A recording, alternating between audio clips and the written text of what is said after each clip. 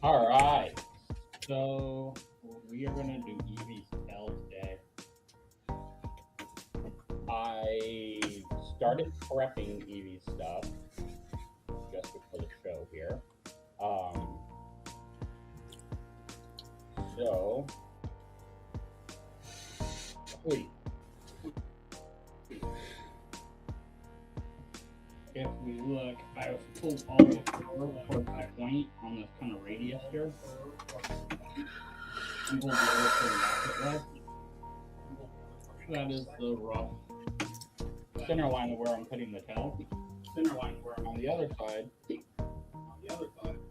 I use my compass to draw a radius on there. And then I put my own zigzag pattern on there, making sure it starts and ends on the line.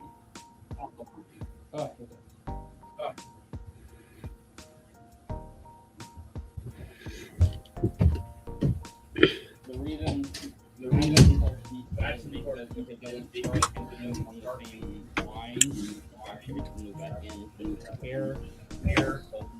So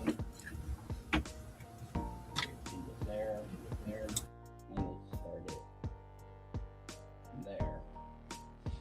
That will give me a little bit of room to sew these two pieces together.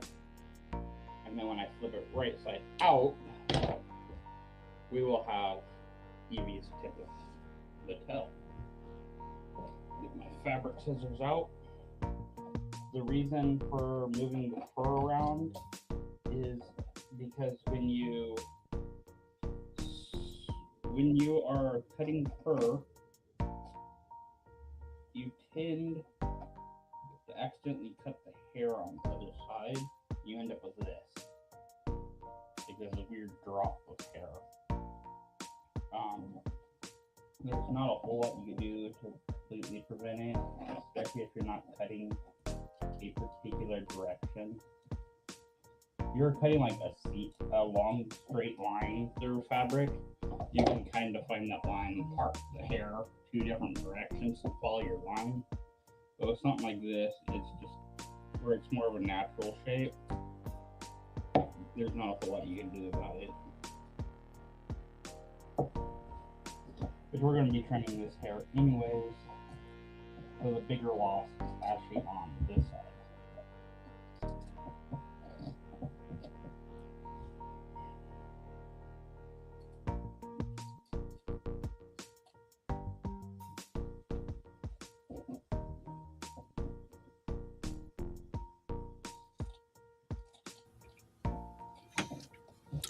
So did you want to share with everyone the little tip that you were sharing with me before the show started about Eevee's tail?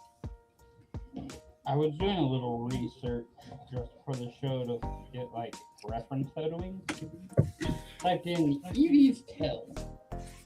Found out you can tell the gender of an Eevee by its tail. So what we are making is a male Eevee. These are very pointy. And the female one would be more global shape.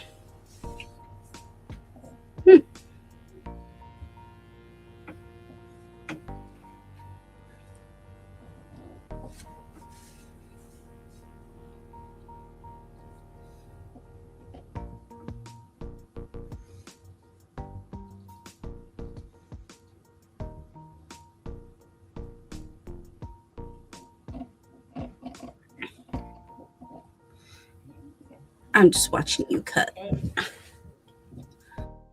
we have the tip of the tail.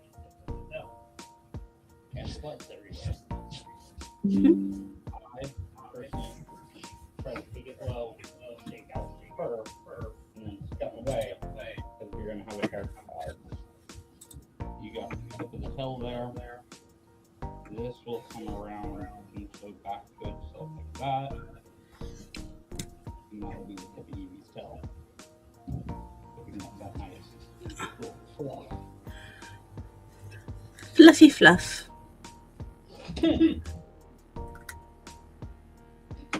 There. So just a little trick that I'm not the first to use it, but if you have a compass and you do not have one that has something that will write on what you're working on, such as my compass here, that is just two metal points, you can actually tape something to it. In my case, I did a marker, a permanent marker, to make a compass that will write on whatever you need it to write on. In my case, I used a marker. You can hair in my nose. And you can actually use pretty much anything to do it. If you're working with paper, you hook a pen or a pencil to it. If you are using a different fabric that the ink would be an issue with, you could also use that as a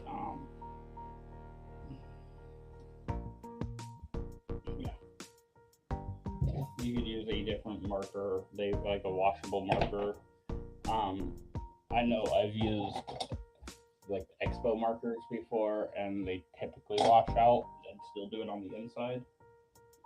And use one as close to the color you're using as possible. Let's see, how do I want to do this?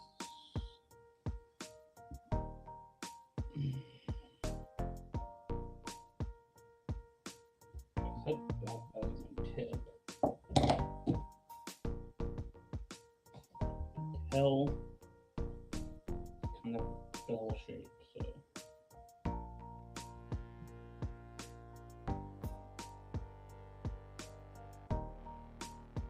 it would be kind of that shape. I open this up and I build there. And bring the two bells together. Should be about right.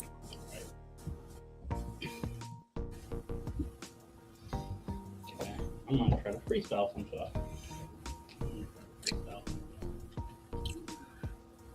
Now, is this going to be enough fabric to wrap around the main structure you have for Eevee's That's tail? I have no structure for Eevee's tail. Eevee's tail is going to be pretty much a pillow.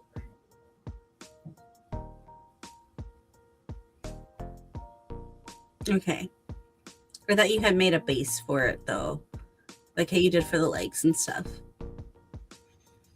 Nope. I'm literally going to cut this out, turn this into a pillow, sew this onto it.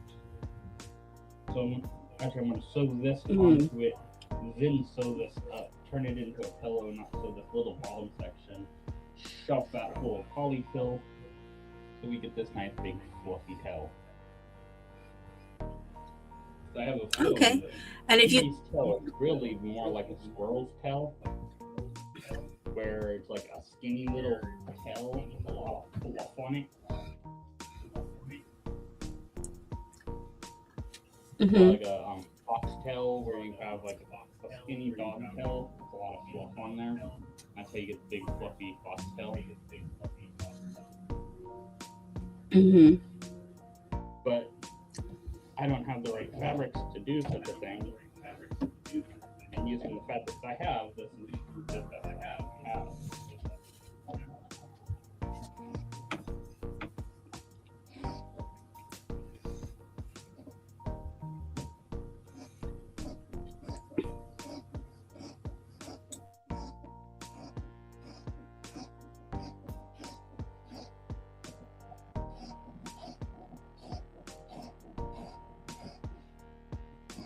And the nice part about this is, once I have sewn the fur to this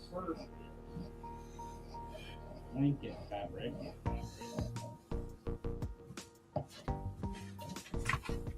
I can fold it in half, inside out, or wrong side out, as I guess seamstress would put it.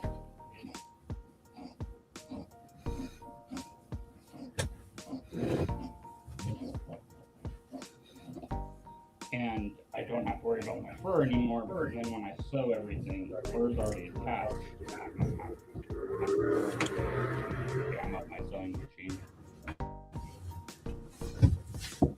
That stuff will jam. That doesn't business of your sewing machine.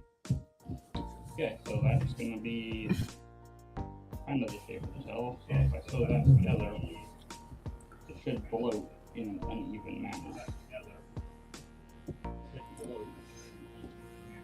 And then I can make this the bottom side too, which will also help with that. Then I'll put it down that way. Seems like it works. Probably should have.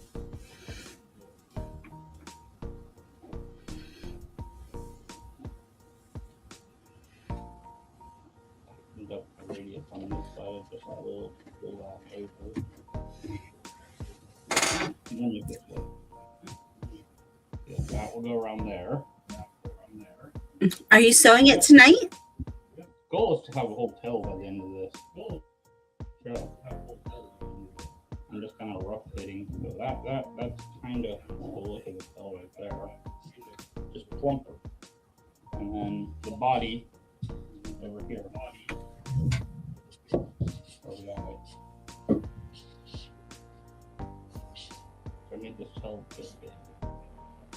Maybe I might tighten up that radius just a little.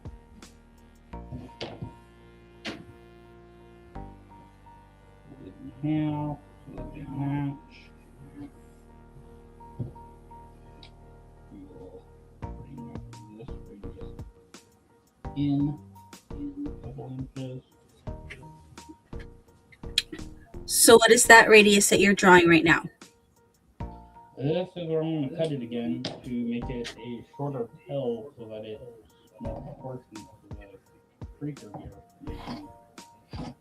I made it a little bit long, which honestly all the others are not really too short.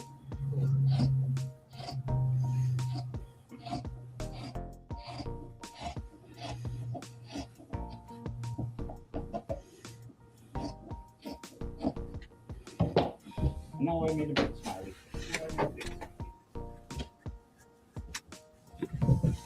Yay! Okay, let me see. Let's put the fur back on here.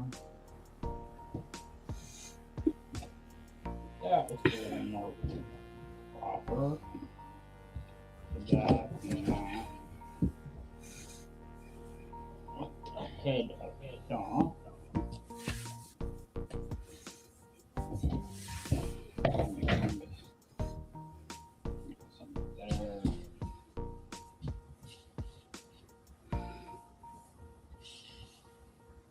Something more like that. That seems really big still, but you know Pokemon better than me. And you have a leg there. Also, this will get narrower as I fill it because it will get wider. Okay. So I'm not worried about plumpness as much as line. And it was about, when I look at it, Eevee's tail is roughly the size of the body, so roughly size of body. I mean, I could shave it down just a hair more, but I think we're good. Let's flop you over here out of the way. Mm-hmm. We will take those tools out of the way.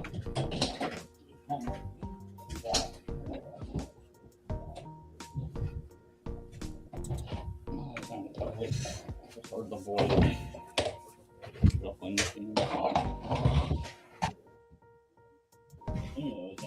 You heard the boy?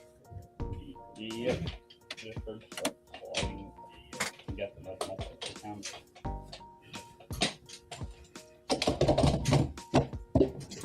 So this is an add-on you can have on your sewing machine that just gives you a bigger working surface. I prefer using that, especially when you're doing small parts or huge parts. Middle-sized parts, I don't really care about it, but when I go small or really big, I like it because with really big, you have so much drape that it helps flatten out the piece a little bit so that you're less bunched up. And with small, it just keeps you from getting having the whole piece try to fall off all the time.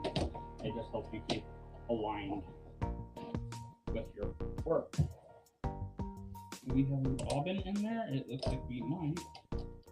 What color did we have? We have clear. The invisible thread. Clear bobbin. Okay. We're gonna make a bobbin first then. So we click that onto the bobbin wheel. And then we're gonna unclick it from the bobbin wheel onto the bobbin wheel. Thread hidden. Trying black thread onto it is the next thing I'm gonna work on anyways. That way we can move on with next week's project, playing with Doom Tool again. And for those watching, if you did not see our video on sewing machine maintenance, it is up on our YouTube channel.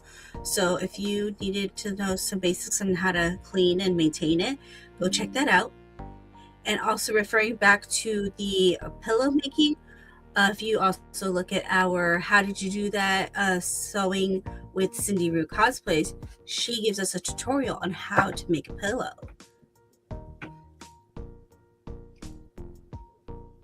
So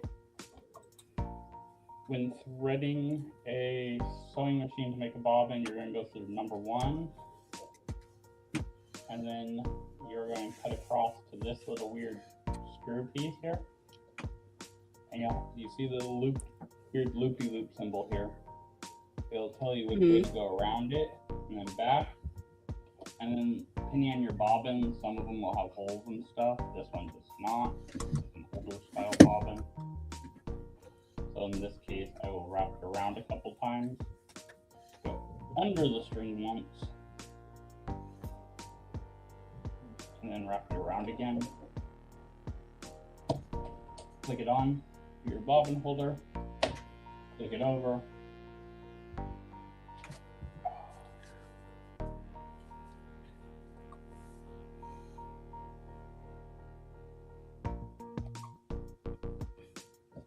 And then you can slowly give it a little throttle while holding onto the thread. It will pull the thread out of your hand eventually. Well, it helps if you turn it on.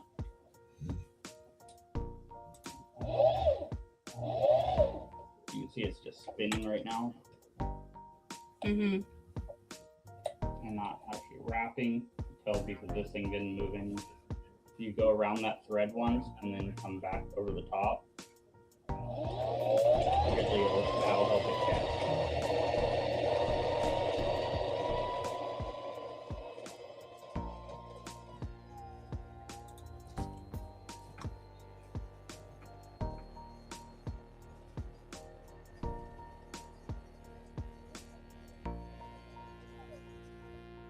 Remember when you're snapping, especially if you have it at high speed, your foot's down, ease off. Don't just let it go. If you let it go, this thing keeps spinning because it's just free spin on the thread, and you'll end up with a ton of slack and bunch down here, which you'll have to wind back up later. And it's kind of annoying. Alright, here's the scissors that go with the sewing machine. I tend to cut it in between the tension right there, because that means I can leave my bobbin right there and it's not going to uncrap. We'll go through, back through 1, we'll go through 2, down through 3, up and around 4, making sure this is up so that we can come around 5, making sure we're inside the flippy piece there. Down through 6, hook around your guide. Mine has a little pull down tab. It helps me align my needle. Traces in. I just use my needle back in.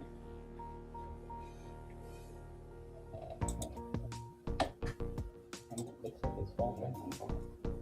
I think I might need to swap my needle real quick.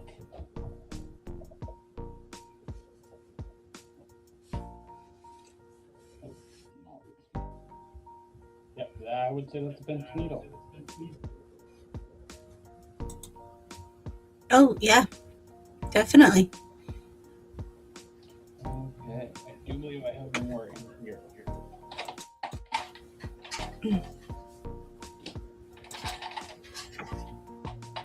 Perhaps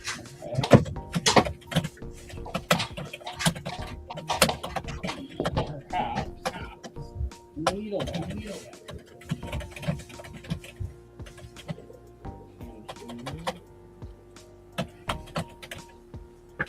Needle bag.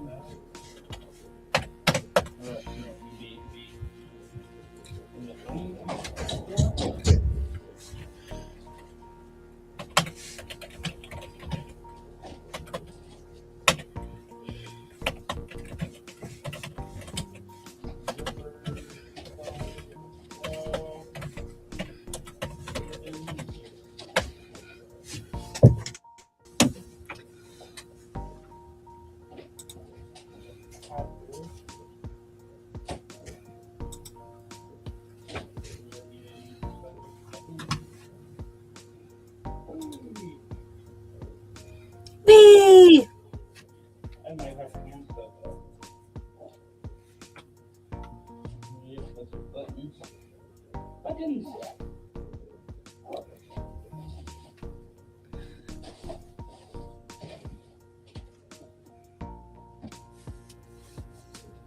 I guess I am hand sewing. Oh well. Uh-oh. Oh, since I'm here. Why are we hand sewing?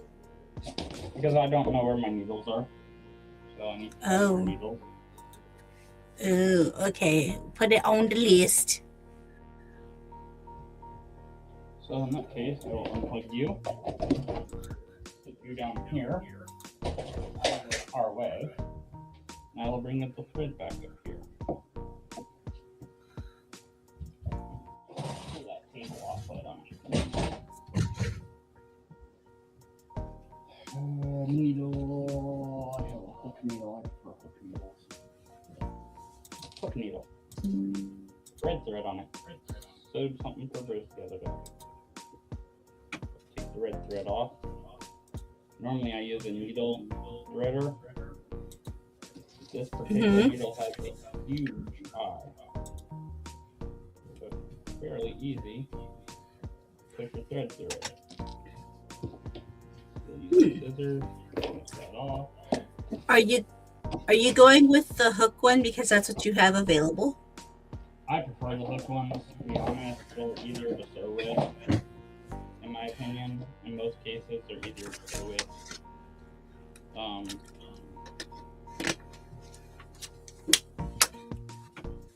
There are a couple circumstances where I would use a straight needle over a hook needle, but they're few and far between anymore. They're basically, I need so much force that I can't put that much force on a hook needle.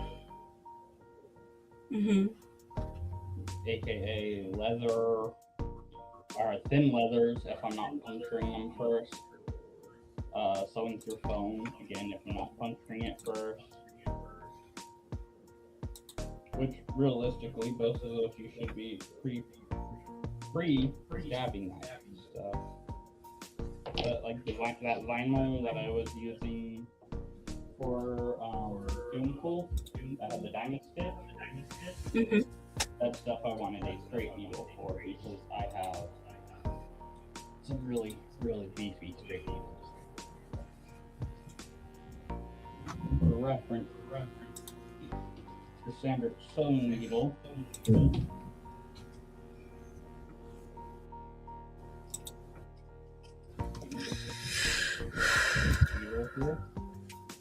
Standard sewing needle is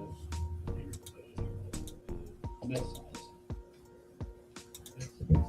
That leather needle is this size. You can see both thickness and length. Considerably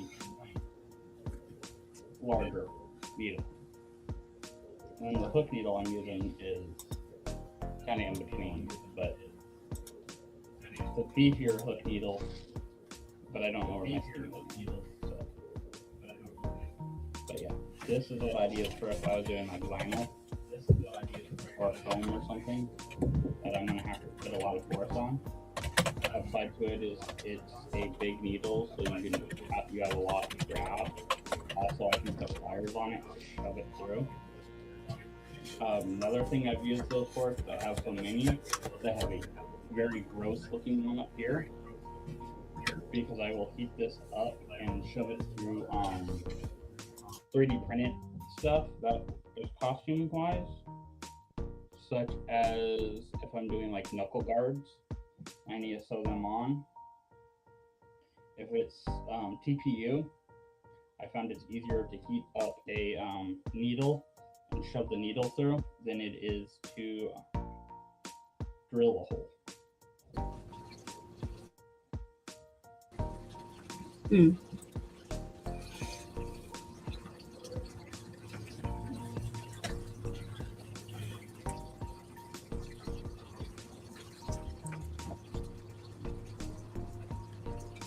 So I'm going to start by sewing the outside wedge here.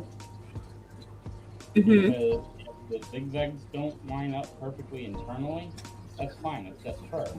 But if this outside edge doesn't line up with this other outside edge, it's gonna look horrible. And it's just gonna be a basic whip stitch. I will start at the point and I will actually sew downward on both of them. I only took one piece of fabric so I could hide my knot in between the fabric. I like to tie a knot at the beginning of my stitches. And then that will also allow me to stab through that piece and pull the two together. Be careful when you are sewing fur that you do not catch your fur in between your hoops in your stitching.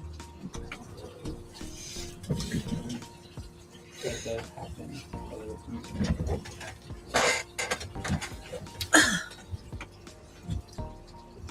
Now this is just going to be a whip stitch here.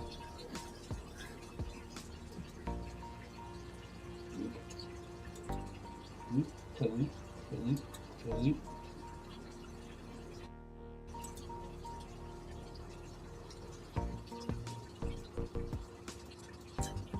This would be a lot quicker. I was hoping to have my machine, and that would have made this a lot quicker. Hopefully I can go grab a needle. But yeah. Hopefully I can go grab a needle before next week. So I've come to the conclusion that if we do not have a guest on Monday, we will just do another Wednesday show. But we are heading to a show this weekend. So there is a possibility. Yes, we are. On the short weeks. Say Wong wants to know Eevee cosplay. Not exactly. Eevee prop. That's probably the better way to put this. I have seen some rather good ones. I've also seen some that are like cutesy style, I guess you'd call it. Where it's like a skirt, little dressy skirt thing with the tail and the head hood thing. Seen a couple of those that were done well. Pokemon is very open to crossing fashion styles.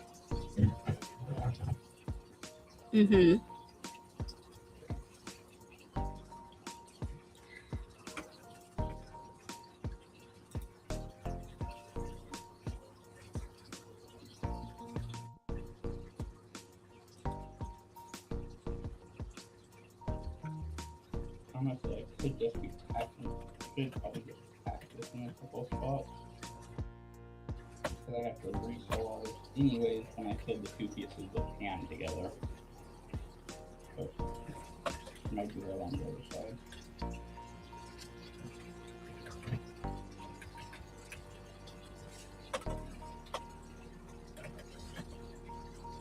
The whip stitch doesn't take that long usually. And this is fairly soft fabric.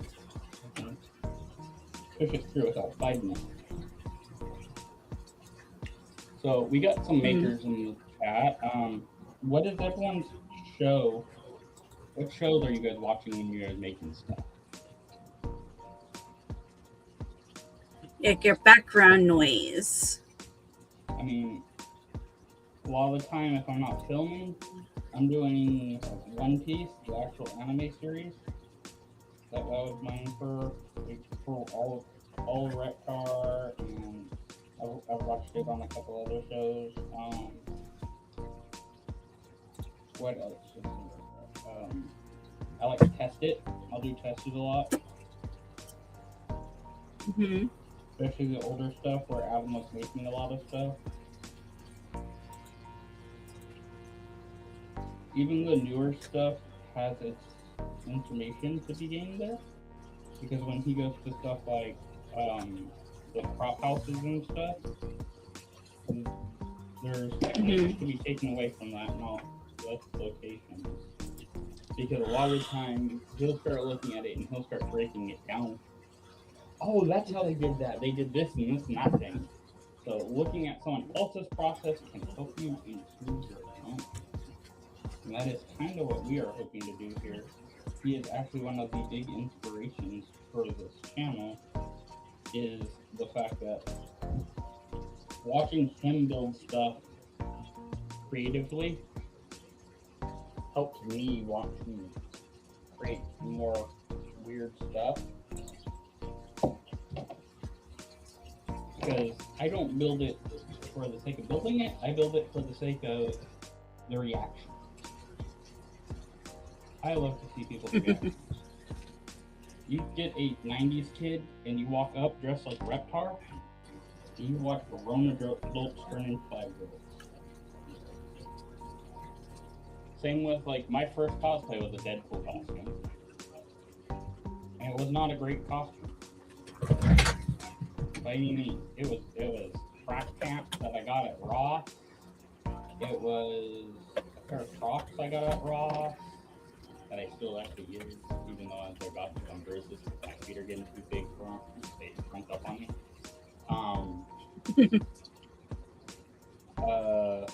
Deadpool hoodie thing, a cheap Halloween mask, and a hand that I had made myself, where I took one of those little finger baby hands and turned it into the Deadpool baby hand. Just experimenting with stuff. But that hand gets the best reactions. So they see another generic lame Deadpool walking around, and you get people looking like, oh god, he's gonna say dumb stuff. And then you just lift that little baby hand and wave, and watch people just like light up. Because they're either confused or they're freaking enlightened. They're like, oh my god, that's amazing, that's awesome. No one understands how the baby hand, where the baby hand comes from. You're never expecting that. Not even James.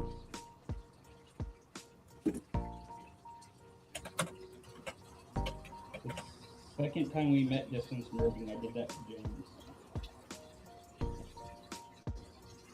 Yeah. While he was on stage. I feel like we saw them in between the two events.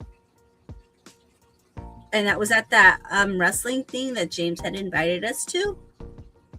Oh, yeah. No, I think that was... Was it after? I don't remember. I just remember it was like the summer, and we stopped by on our way to go to Six Flags. Yep. It was a cool little event. Yeah. I got a couple of Power Ranger things there, still in package, and a Beetlejuice action figure.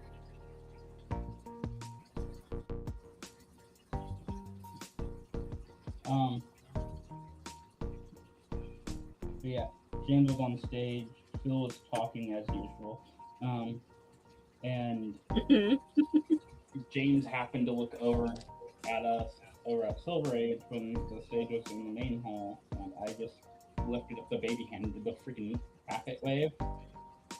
And the most uncomfortable wave back I've ever seen from a human being came out of James.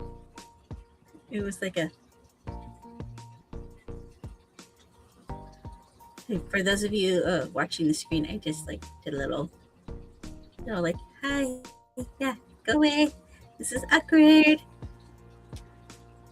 And then later they realized it was us when we gave them And that we had tacos. tacos. But Yeah. they ate all Phil's tacos. And then, yeah, Phil didn't get any tacos. Yeah, Tyler ate all his tacos. Peter ate all his tacos. Yeah, it was Tyler. Yeah. And then I gave him one of my tacos. That was fun night. And then I don't eat all people. That's when it was. I think that's when it was. Yeah. That was at the end. They were doing cosplay. That's why we don't have tacos when we're around him. Huh? Yeah. At the end, I gave Phil one of my tacos when they were doing cosplay. And then Deadpool had a taco, but Deadpool had no mouthful. So Deadpool had no problem. You were being a sharebear.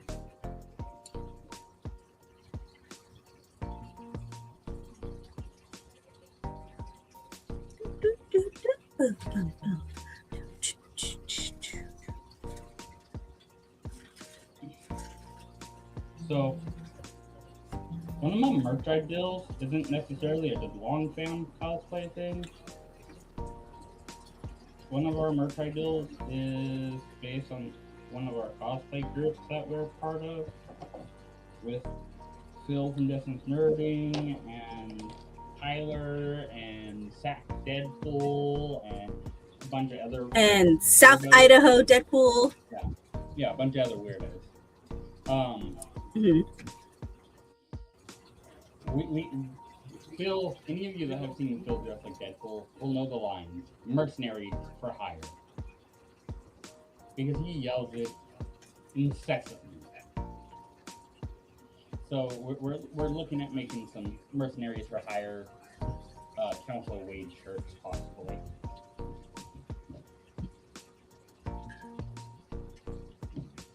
Two tacos and a pancake.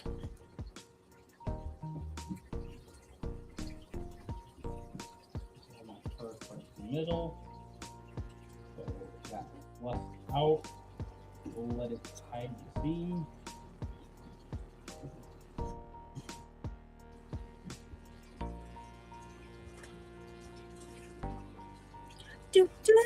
I forgot to reload my thing. So here's an interesting piece I found. These are those clips you get from Home Depot for $1. They work the same as these stupid little clips. These stupid little clips are great if you have just thin fabric and you're just like trying to keep your edges lined up real quick. That's great, but when you get like 3, 4, 5 layers of fabric together, these are amazing. Or if you're just gluing 2 pieces together and you don't want a ridiculous amount of force on it, these look great for that type of stuff. I will say if you're going to put it on foam, put a little wood block there to spread the weight. Because you will leave a dimple in the foam if you put it straight on your foam. But these work great for a lot of things. I have a 3, 6, 7, I have like 8 of them. Another thing, if you need to put just a little bit of pressure on something because you're gluing it, is these welding positioners. These are just cheap Harbor Freight ones. They work great to just like hold things together without crushing them together. What was I grabbing? I got rethreading the needle. You know what else those clips are pretty good for? Making forts. As long as you can open the clamp, which is why we swap screws out with like these big yellow clamps to get, because I clean out lineman trucks all the time. So I ended up with a couple of these big yellow clips, and I get those to Bruce because he can work those, and these things will pinch the living hell out of you if you're not careful. It does not feel good if you get your finger in that clamp.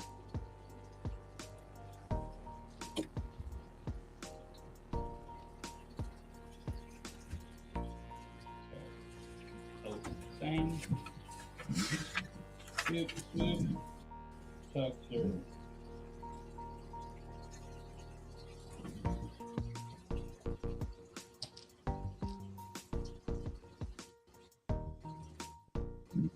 So, say one, are we gonna see you in Burbank for the Lego convention? Yes. Say Wong, are you still in the chat? Hello, hello, hello. Or anyone? Is anyone out there gonna go to the Lego thing in Burbank? Come hang out with us and do some flirting? Yes, if you want to find us, we will be wearing our distance nerding shirts because we will be media for distance nerding.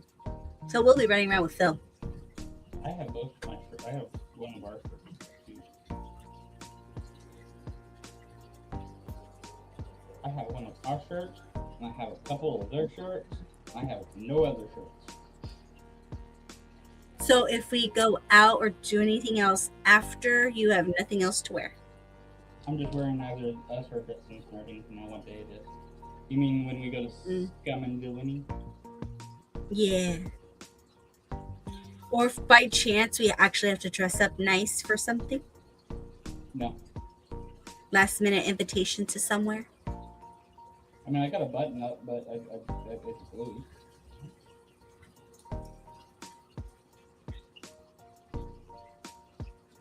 That's with my bluey swim trunks. I gotta put that load in the dryer when we're done with this. Yeah, with my bluey towel. Yeah. Bluey! I like bluey. So many parents say they identify with mom or dad or muffin.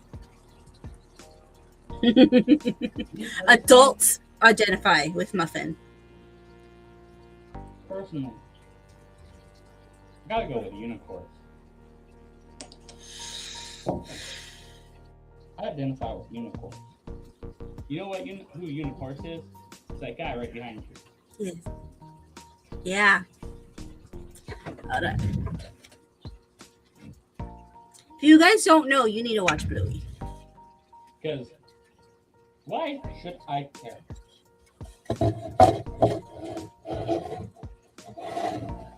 When the catchphrase is "Why should I care?"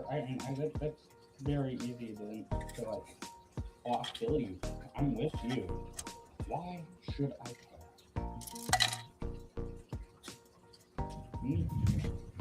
I would give you dice, then I'd have to unlock your wall.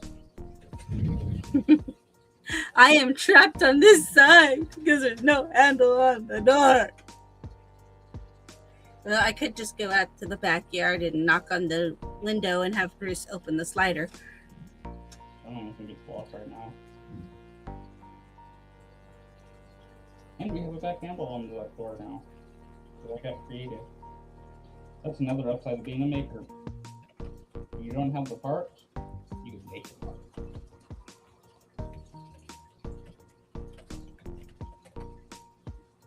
So I didn't have a door handle, but I had a chunk of rubber and a couple washers. Rubber. And now we have a door handle. Mm-hmm.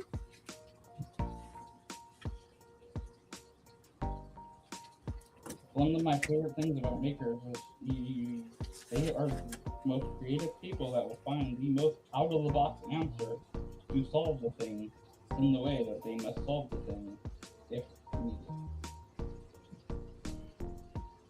Because, I mean, even the wall behind Sandra right there, that beautiful bumpy purple texture back here that we got, that now keeps us from having that horrible freaking echo. Even that is actually mattress top. It was the most cost-efficient way to get foam on the wall. It's very soft. It's squishy. It's very sensory friendly. But it's not a furry wall. And it's, I mean, it wasn't horrible cost, but it would have a nice purple color. The purple one. The lighting's a little off because I opened the window. The only downside is that room is not cool. I mean, my side's No. hot, but her side is horribly hot right now, probably. It is. That's why I opened the door, because I was dying over here. My side's hot right now, but I have a window. I just try not to use it when we're live. Yeah. I don't know if anyone's picking up the waterfall from my end, from the backyard. I don't think so, with where my mic is placed. I don't hear it. Okay. Well, I've sewed the tip so far.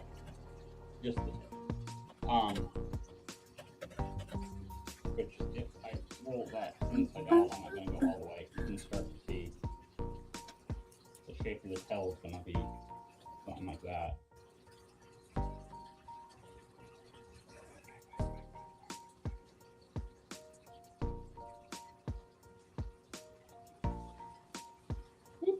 Back into that.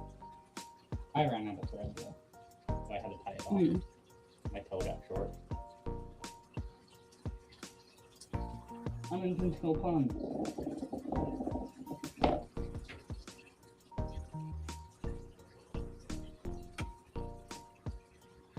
If you're gonna work on fur, you have to go do something afterwards. Wear a different shirt while you're doing it. Different clothes.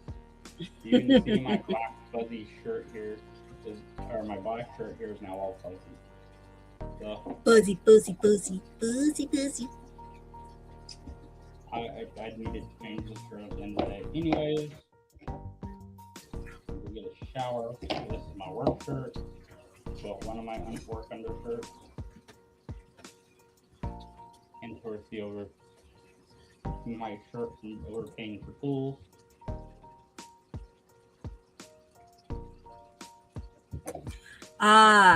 Yes, Sewang, we are going to Brick Centric with Phil this weekend. And yes, CourierCon and SAC Comic Con are also happening this weekend. So there's a lot of stuff happening this weekend. Which one are you going to, Sewang? Let's see. With him, my guess is SAC Comic Con. And if that's true that he's going to SAC Comic Con, you should stop by the SAC Geeks booth, because there will be a SAC Geeks information booth there, ran by our very own VP, April. Also, if you are not signed up for the SAC Geeks newsletter, yeah, what are you doing? Get on that. Yeah, you find out what the happenings going on in the Northern California area with all conventions and shows, and then and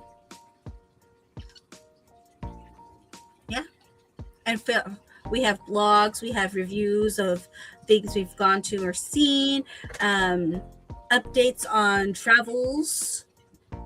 So yeah, you guys follow us there. We also want to get to on Instagram, I think it was 2,000 followers, I think was the goal for Instagram. So follow them there, sign up for the newsletter, follow us on Instagram too. That way when we can reach 1,000 to go live, we're like at 730 something follows on there. And I'm here, of course, we're still trying to get to the 200 so we can give away stuff. So you guys want free cool stuff like I have back here, plus some, because we keep gathering cool stuff. Tell your friends to subscribe, or if you're watching for the first time, subscribe. And it says right here, Sewang says he will do CourierCon on Saturday, and Sunday he'll be at SAC Comic Con. So he is gonna do a double this weekend. Splitting. And his next comment, I'm gonna go go-karting at Red Hawk this weekend. I live my life a quarter mile at a time.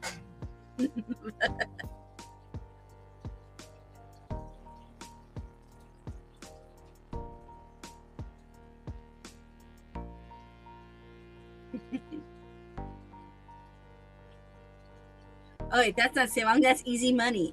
My bad. So this weekend, easy money's going to Red Hawk. Say Wong is gonna be one day CarrierCon, which is in Alameda, California. So the Southwest Bay Area. And then Sunday he'll be at SatComCon. Yeah, there's a lot of stuff going on this weekend, guys. And we're going to travel the furthest, it seems, within the chat right now of someone going somewhere for a convention.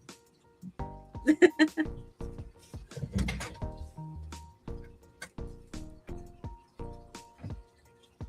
be cool if we saw our newest subscriber, Nerdy Tech Guy, out there while we were in SoCal. Oh, yeah, that would be awesome. You ain't met him yet, but he's a cool dude. I met him when we were hanging out in Kevin Smith's house. I mean, I kind of talked to him when I stopped by to see you guys, but yeah, I didn't know who he was. We were so close to having to tell. Okay, yeah. One more chunk of thread. Sewang also says, also shout out to Kevin Hogan, who's in Nippon Land. I don't know if I said that right. AKA Japan. Yes, I did see when he was at the airport the other day, getting ready to go to Japan. And he so far has landed safely and is enjoying his trip. We hope he enjoys the rest of his trip and gets home safe and sound. Yes. Haven't seen Kevin in a while, but always have good conversations with him. He's a cool guy. Oh, yeah. And I love how when he is at an event, he gets good pictures of us and posts them and shares them and tags us, because we don't always have time to get pictures, even just us. So the fact that we have other friends out there who will take our photo is great. Yeah. And if you ever see us at an event and you get pictures of us, just tag us. We love it. Mm-hmm. And if you see anything that we took a picture of you, let us know. Just comment in there and be like, hey, look, that's me. And we will tag you on it. Yeah, because sometimes I forget to tag people, or I know your name, but I forget your handle. And then I just figure I'll look it up later, and then I forget to. Or maybe we just got a quick picture and didn't get your stuff. True.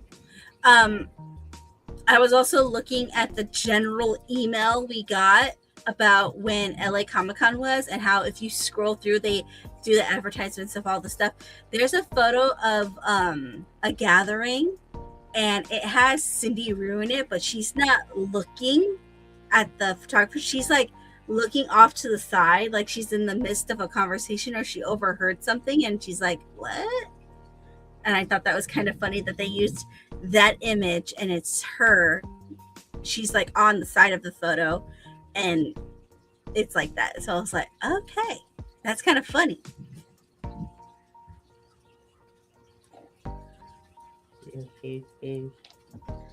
So when you do something like this, you obviously want to close up as much as you can in the pretty way, but remember you have to, I'm sewing it inside out, so I do have to flip this entire thing back out through whatever hole I leave. So that can get, the smaller you make the hole, the harder that's going to be. We have talked to a couple of seamsters at this point. Dragon Child, Cindy Rue, a couple other people. Chopstick, a paintbrush handle, a wood dowel, whatever you got to use to get it through there. But you will end up needing some kind of steel or stick. Wood is ideal because it tends to not push through the seams. Mm-hmm. And it sucks when you blow out a seam after getting it right side out, because then you have to go back to inside out, and that means you're undoing what you just did, and then you have to redo it. And that Exactly. So horribly annoying.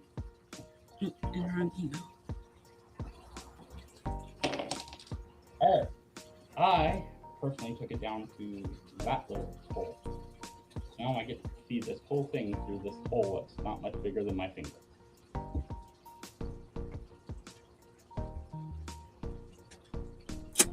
I'm going to do this in probably the easiest way I know how to, which is get my finger all the way to as far as I can to the point.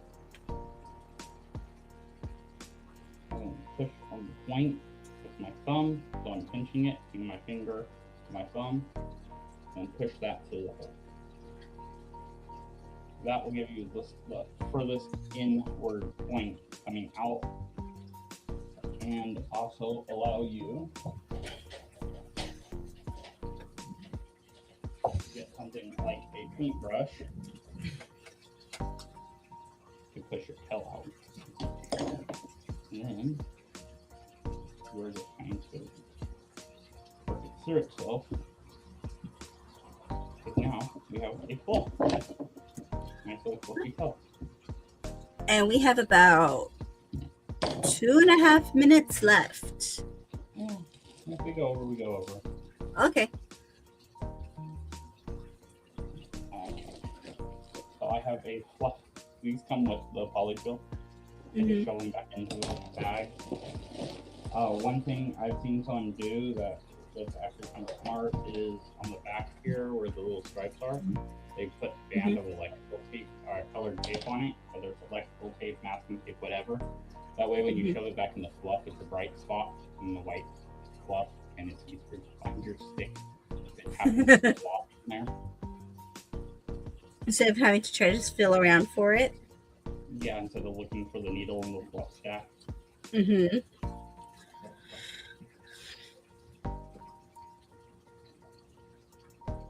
I have not sewn these little spiky pieces down, but I will do that after I fluff it, because I kind of want to see where they land once it comes back.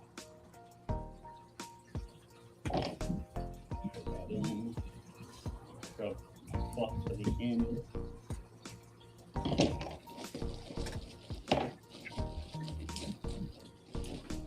Just rip it. And this is when the polyfill is super cheap, so don't worry about shoving a lot in there. Like, just make it to the density you need it to be. It's really cheap to buy. This one is $4 for the whole bag, 12 ounces. And that's like half a pillow's worth. So something like this is only going to take a little bit. You can see it's already starting to get fluffy. I want mine to be kind of floppy. So, looks like an eggplant. I'm trying to understuff it a little bit. Just because if it's too full, it'll be super perky, and that's not what we're going for. I just swung that around to get it all centrifugally force it to the end. And I want it to be kind of floppy because it's thick. If I was making a nice happy live Eevee, I'd stuff this thing. That way it makes it prompt and it wants to stand up, and or if I was doing like a Tails tail, which would be very similar to this, just times 2, and with a brighter yellow here, I would stuff like probably twice this in it.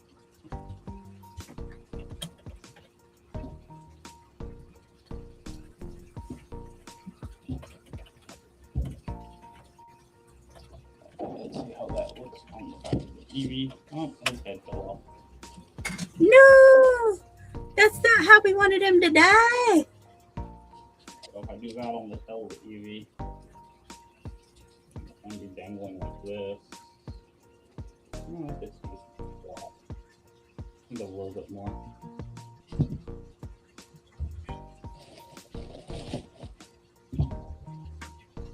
Just fill the back section in here.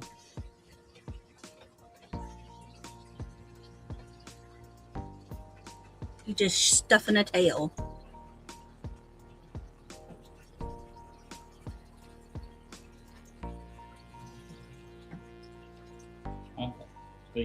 so those little tabs down doing Eevee's tail, it's fluff. Here, let me go.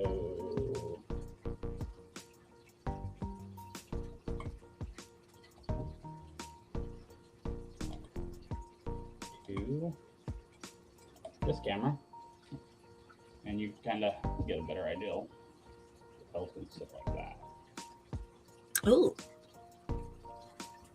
Get a little bit better idea of what it's actually going to be. Back up to the hair, so it'll be kind of like that. hmm. And then because the head goes up like that, it'll Wiggle, wiggle, wiggle. have flop to it. Along with all the legs flopping around, and the head has a nice little jiggle to it. I will work on getting a new needle and getting all this sewed up so that either next week or the week after we can put all of Eevee together. So one of them, you'll get Eevee, and then the other one will be back on Doom's cape, because Doom's cape is half sewn, and I needed black thread, which obviously I got black thread, but now I need a needle, and I don't know where. So I will either find my needles or buy some needles. But yeah. And for anyone that missed it at the beginning, taping, you could tape a marker to your compass to get the circles, and that's how I started the radius to get this tail, so that I could have that tension. So to get the tip of the tail, I ended up using the corner of the fabric.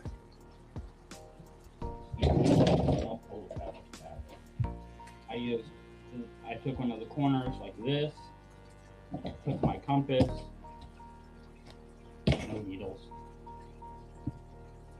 I made a radius on there, and then I drew my zigzag from there, making sure my end pieces were going to align with each other. That way I get a fairly decent seam on it. And then the fluff here, I press. And then try to brush that through. A little rubbing alcohol might get that out. That's that. 99% alcohol. The memory foam rag that can absorb it. Not memory foam, microfiber. And just pull off.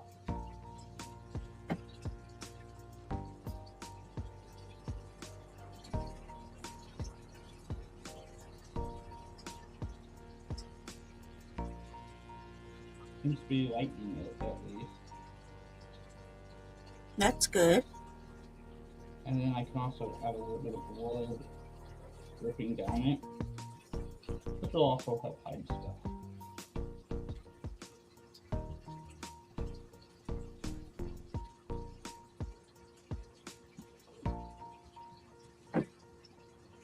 Do know if you have cuts, this will burn. It is the same rubbing alcohol you buy in the grocery store. Just stronger, right?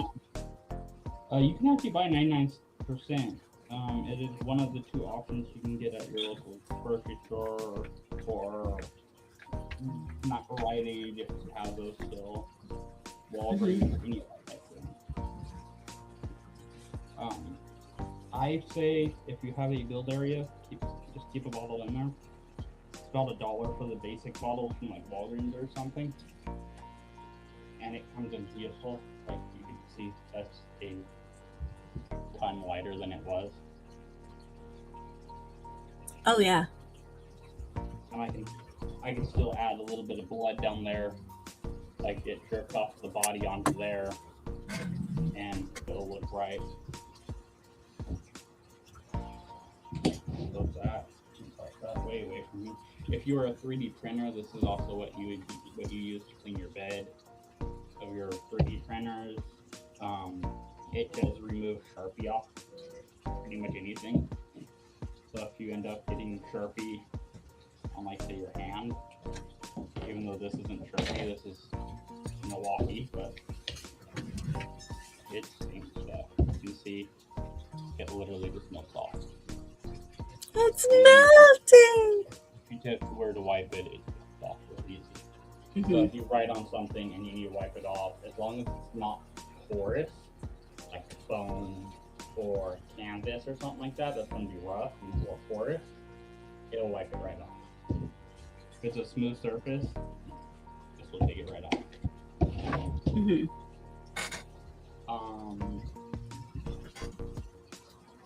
I think that is about the point we're going to have this tonight. Alrighty. I will end up sewing these little tabs down before I walk off and forget about it. But we have our little Eevee tail here. Just gonna drip down off the back of Eevee.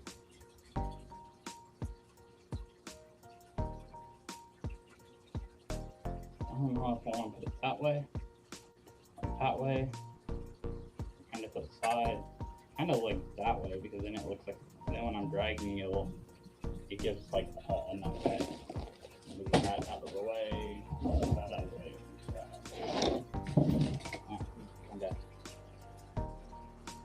Yeah, because that would be the natural fall of the tail if you're just dragging it and it's dead. And then when I lift it up, it'll be like that. Yeah. Which, if I'm walking around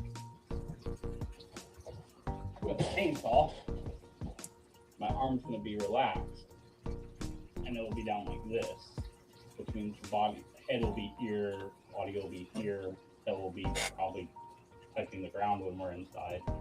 Mm-hmm. And then the rest of the time I'm going to put it up here, so the head can be, put it up, head will be up here, body will be kind of swinging around here, and then tail will be hanging down like this, which means the tail will be sitting like that. Something like that. Mm-hmm. I think that will work. Yeah, I think we're going to go that way. But we will see you guys soon. And that's going to do it for us. So remember, be a maker, not a hater. Bye, y'all.